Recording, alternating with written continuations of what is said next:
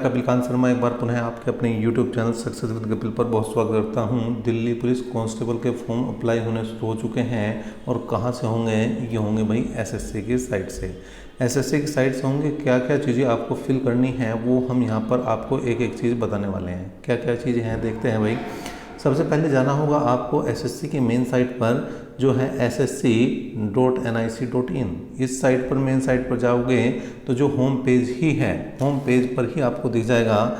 यहाँ पर देखिए, आप देख सकते हैं क्या है, लॉगिन करने के लिए कहा गया है रजिस्ट्रेशन नंबर और पासवर्ड के द्वारा, और उसके बाद आप कैप्चर भरकर लॉगिन हो सकते हैं। लेकिन ये कब हो सकते हैं लॉगिन? जब आपने रजिस्ट्रेशन कर दिया है। लेकिन अभी अगर स्टार्टिंग में आप फॉर्म भरोगे तो आपको करना होगा कहाँ? न्यू यूज़र पर क्लिक। जैसे मैंने न्यू यूज़र पर क्लिक किया है तो यहाँ पर देखिए एक नया पेज ओपन हो चुका है, नया पेज ओपन हो चुका है। और यहाँ पर देखिए क्या है, सबसे पहले है बेसिक डिटेल भरनी है आपको। बेसिक डिटेल क्या भरनी है?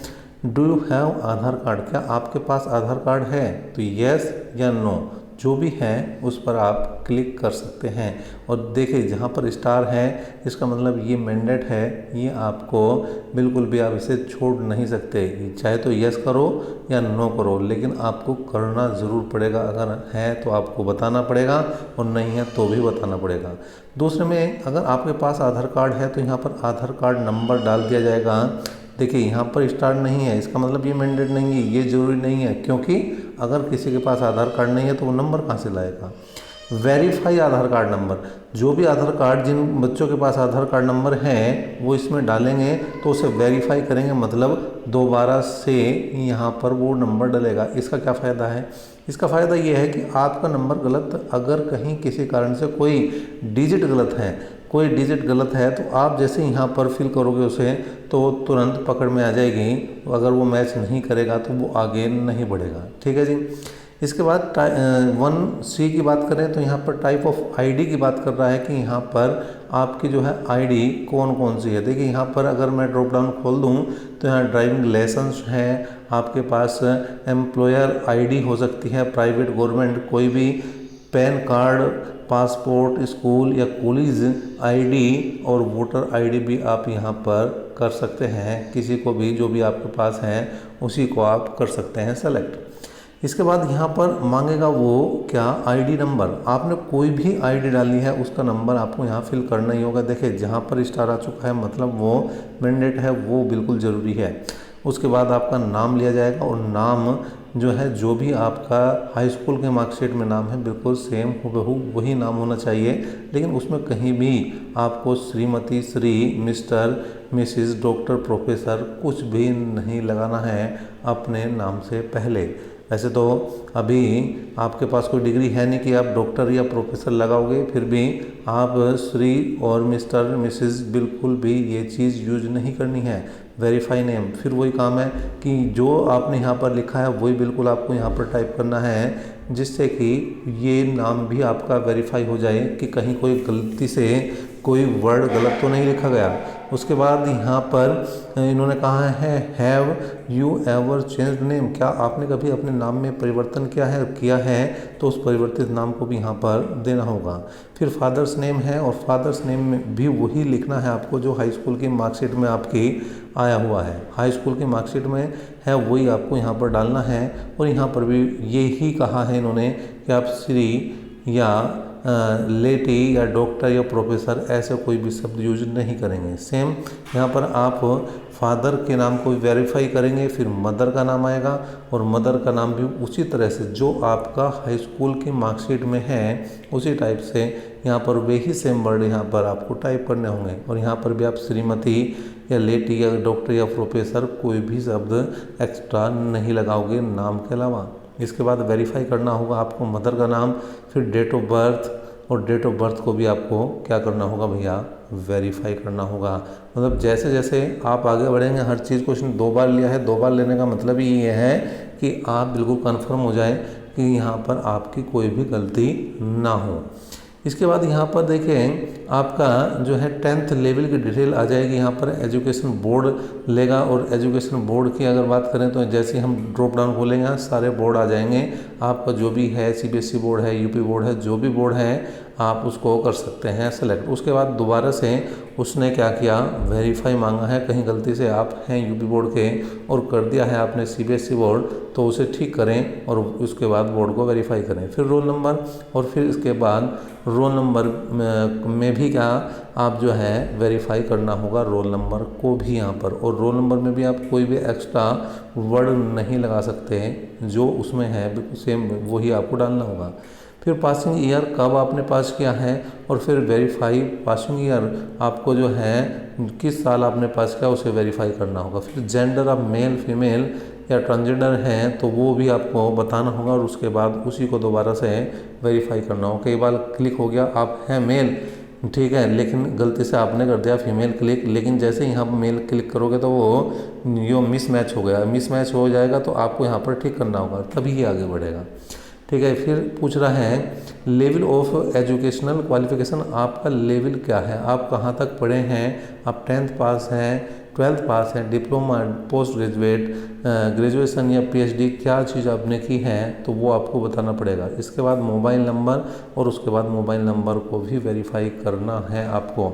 फिर ईमेल आईडी, और ईमेल आईडी को भी आपको क्या करना है भैया, वेरीफाई करना है। और उसके बाद स्टेट का जो आपका स्टेट या यूटी, मतलब आप अगर किसी केंद्र शासित प्रदेश में रहते हैं तो उसका यहाँ पर एड्रेस डालना होगा आपको यहाँ पर, और उसके बाद सेव कर देंगे। और सेव करने के बाद पूरी डिटेल भरने के बाद आपके सामने नया पेज ओपन हो जाएगा। अब नया पेज किस तरह का ओपन होगा उस पर लेकर चलते हैं। जैसे ही आप यहाँ पर कर देंगे क्या भाई सेव, उसके बाद आपका नया पेज आ जाएगा कुछ इस तरह से। यहाँ पर आपकी कास्ट पूछी जाएगी, general, EWS, OBC, SC, ST क्या हैं आप, तो वो आपसे पूछी जाएगी। उसके बाद उसे वेरीफाई कराया जाएगा। नेशनलिटी आपसे पूछी जाएगी, और यहाँ पर नेशनलिटी के बाद आपसे मार्क पूछा जाएगा, आपके कोई चोट का निशान, कोई तिल, कोई भी डार्क आपके शरीर पर निशान है तो वो यहाँ पर आपको लिखना होगा। जैसे यहाँ पर एग्जाम्पल के तौर पर लिखा गया है मॉल ऑन राइट नेक, तो यहाँ पर इसी तरह से अगर आगे बढ़ें तो आपको यहाँ पर अगर आप VH, HH या OH से संबंधित हैं तो यहाँ पर आप किस डिसेबिलिटी से संबंधित हैं वो देखना होगा। अगर आपने किया है यहाँ पर 9 तो यहाँ ये आपका 14.14B जो है वो आपके किसी काम का नहीं है, लेकिन अगर किया है यस तो फिर आपको 14B में भी अपनी डिटेल देनी होगी। वैसे यहाँ पर मैं समझता हूँ सभी का नो होगा। यहाँ पर अगर आप डिसेबल हैं इनमें से किसी भी चीज़ के लिए तो उसका सर्टिफिकेट नंबर डालना होगा, परमानेंट एड्रेस आपको डालना होगा, और स्टेट और अपना केंद्र शासित प्रदेश जो भी है वो भी आपको यहाँ पर बताना होगा। डिस्ट्रिक्ट बताना होगा, आप किस डिस्ट्रिक्ट के निवासी हैं। उसके बाद पिन कोड भरना होगा, और इसके बाद उन्होंने कहा है कि इस present address same as permanent address, क्या आपका जो वर्तमान पता है वही परमानेंट पता है, तो यहाँ पर प्रेजेंट एड्रेस पूछ लिया गया है आपसे। अगर यस है तो परमानेंट एड्रेस डाल दीजिए, काम चल जाएगा, और नो है तो फिर वो 2 ऑप्शन दे देगा आपको। इसके बाद स्टेट या यूटी जो भी है उससे संबंधित आप वो डाल सकते हैं, डिस्ट्रिक्ट, पिन कोड, और यहाँ पर अदर डिटेल जो है contact details for other Nations, मतलब दूसरे देशों से आपके क्या संबंध है। इसका मतलब ये है कि कोरोना के कारण बढ़ा दिया गया है नया कॉलम, क्योंकि यहाँ पर इस चीज़ से भी पता लगता है कि आप विदेश यात्रा कर पाए हैं नहीं कर पाए हैं। फिर यहाँ पर देखिए ये है 19वां पॉइंट। 19वां पॉइंट क्या है, यहाँ पर आपको फ़ोटो जो है अपलोड करना है, लेकिन फ़ोटो का साइज़ क्या होगा 20 KB से 50 KB तक का होना चाहिए। और जहाँ उसकी फ़ोटो की चौड़ाई की मैं बात करूँ इस तरह से तो 3.5 सेंटीमीटर, और अगर हाइट की बात करूँ तो 4.5 सेंटीमीटर होनी चाहिए। वहीं अगर साइन की बात करी जाए, आपके हस्ताक्षर की अगर बात करी जाए तो यहाँ पर हो जाएगा देखिए 10 KB से 20 KB तक का आपके सिग्नेचर होने चाहिए। और उसकी अगर चौड़ाई की बात करूँ तो 4 सेंटीमीटर, और अगर ऊंचाई की बात करूँ तो यहाँ पर केवल 2 सेंटीमीटर आपकी ऊंचाई होनी चाहिए, वो ही यहाँ पर सिग्नेचर होंगे अपलोड। अब इसके बाद जैसे ही आप इसे सेव करते हैं अगले पेज पर जाते हैं तो यहाँ पर कुछ चीज़ें आपकी पहले से ही भर जाएंगी। कहाँ तक भर जाएंगी आपकी, ये पहले 13 पॉइंट आपके बिल्कुल भर जाएंगे, 1 से लेकर 13 तक डायरेक्ट आपके भरे हुए आएंगे। जैसे ही आप नेक्स्ट सेकंड की तरफ चलते हैं, सेकंड फेज़ की तरफ चलते हैं फॉर्म भरने के, तो यहाँ पर 13 पॉइंट आपके डायरेक्ट वही फिल हुए आएंगे जो आपने किए हैं।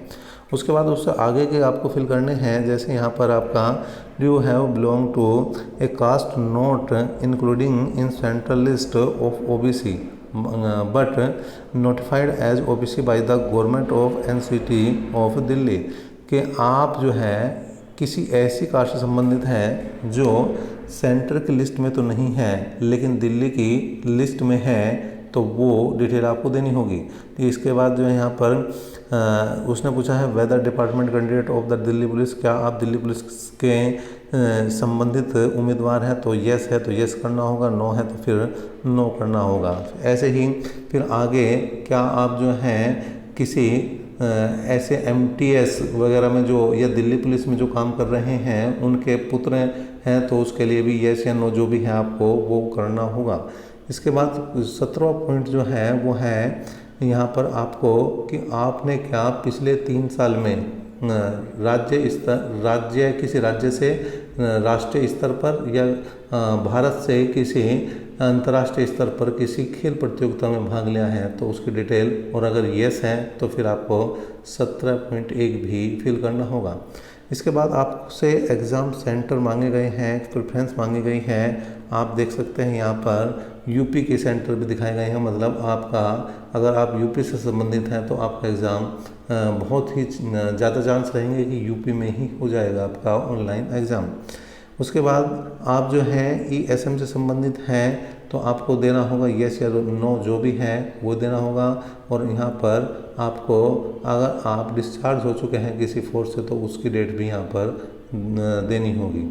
इसी तरह से अगर आप ESM से संबंधित सिविल से हैं तो वो यस या नो में बताना होगा और उसके भी डिस्चार्ज डेज आपको बतानी होगी, वो किस डेट में आप वहाँ से डिस्चार्ज हुए हैं।